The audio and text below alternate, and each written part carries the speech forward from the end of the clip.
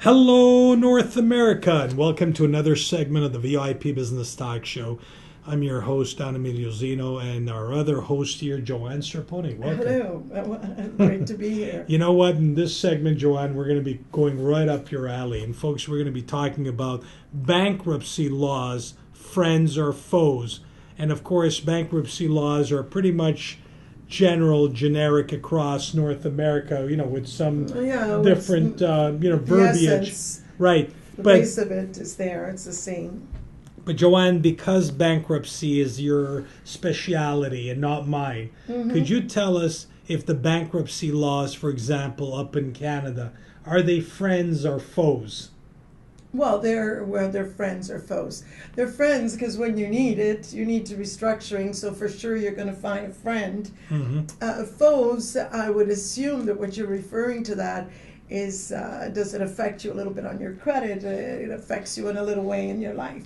So you have to balance between the need. Let's talk about the faux part. Yeah. And then we'll move to the friend part. Yeah. Okay. That's fair enough. Cool. The foes. All right. What are the foes of bankruptcy laws? What are some of the things that our consumers out there need to know about where the bankruptcy laws are not so friendly for those contemplating personal or business bankruptcy? Johanne, take it from there. Well, the foes, the way I would see it, obviously it affects your credit. Up here, there's like a Montreal Credit Bureau scoring. So once you've turned around and filed bankruptcy or any type of restructuring procedures, it gets marked at your credit file.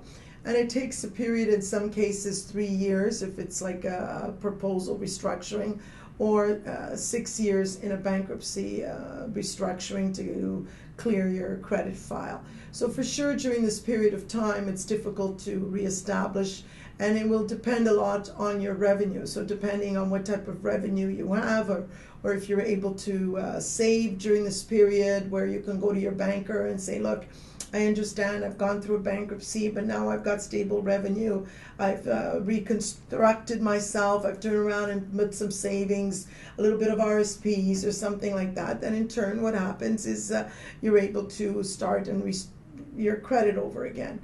Other foes are like, let's say, for example, is when you're in the process, there's certain elements of certain assets that we lose.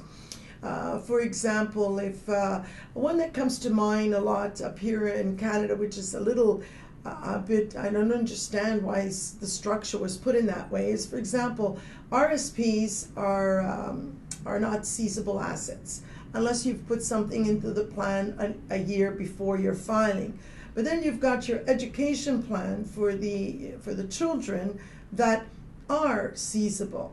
So it seems like also... Why is that, Johanne? I don't understand it, because it doesn't make any sense. So it seems like the government has taken a stance on whatever money the population has put aside for the retirement, viewing that they believe probably there's not going to be any funding left for the retirement. Well, that is protected funds, and therefore they want to make sure that no matter what happens during a consumer's lifetime, that his retirement is always secure and he's always got something for his retirement. So therefore, if he goes bankrupt, the trustee cannot touch that money.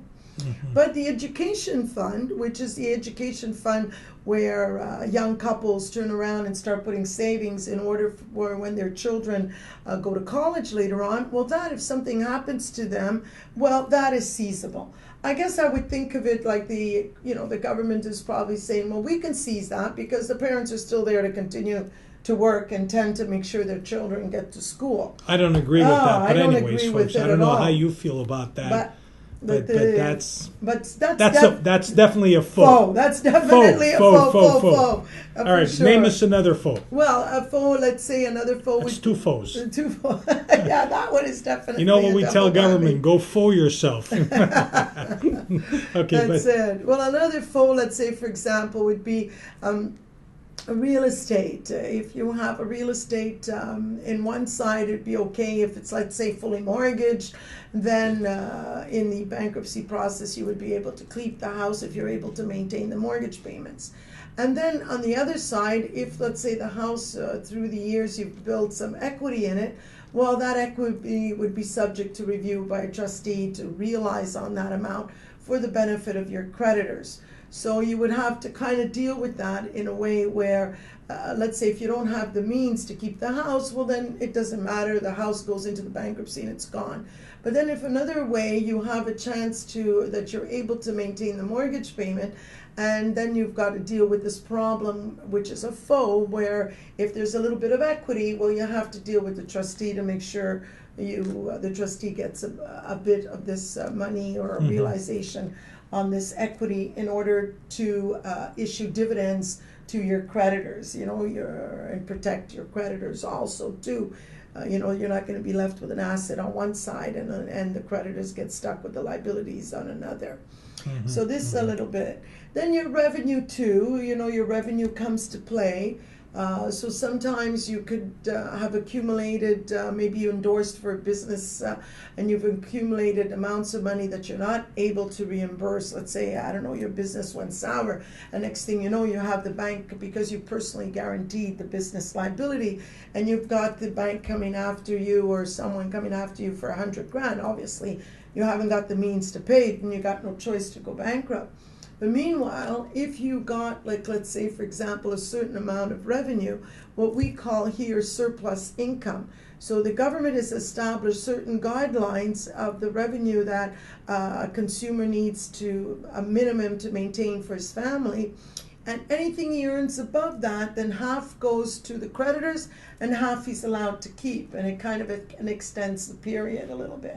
So, there's a couple of issues that when you go see the consultant, be it the financial advisor or the trustee here up in Canada, and I think the bankruptcy attorney out in the States. I mean, these are some of the issues that you'd be covering up with them. So that's 3 foes right now. Yeah. Any other foes before Well, quickly, this is what comes to mind, which is the base, are the foes that are most, to affect a consumer, And of course, the overall, what is it, a 7-year black period where your credit is screwed? Yeah, for sure. Six.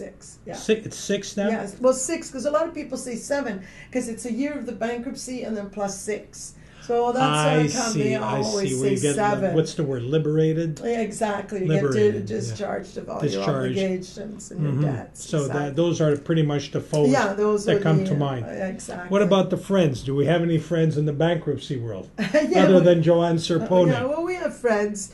Well, the friends, really, the way I would see it is that, in the end, like sometimes when you need a certain procedure and you've got to get a certain help, that is your friend, because you've got no other option. And basically the most elementary way of looking at insolvency is this: can I go get to more credit? Once I cannot go get more credit, I have no choice. I have to eliminate it. And the only way to eliminate liability is going through some type of insolvency or restructuring process that will turn around and affect our credit and affect some of our stuff. So for sure, like sometimes it's another, to go on another foe, it's like sometimes we're back to foes now, folks. Foes, friends, foes. Yeah, but what happens is, like, a lot of times we don't want to do this, so therefore we create in our mind foes where, it's like this is going to happen to me, or that's going to happen to me, or really I'll never be able to pick myself up from this, or maybe it's not within my culture or my upbringing, so etc. the emotional barrier that comes with the thought of having to go bankrupt, either in most cases personally. Yeah, exactly. Yeah, because corporately, it's a separate entity. Yeah, it's a little different, the emotions. The emotions are different, And where it becomes a friend is that once you're finally able to go over that hurdle, what happens is you see what a relief it is, and it's, and you're able to find a certain peace in your life and able to remanage your money, your budget, and go forward. And that is, I think, the best friend you can have. So talking about friendship in bankruptcies, folks, here's our ultimate advice here on the VIP Business Talk Show. If you're contemplating going bankrupt, you call Johanne Serpone here in Montreal. And before you do that, make sure you don't owe me any money. Next time here on the VIP Business Talk Show.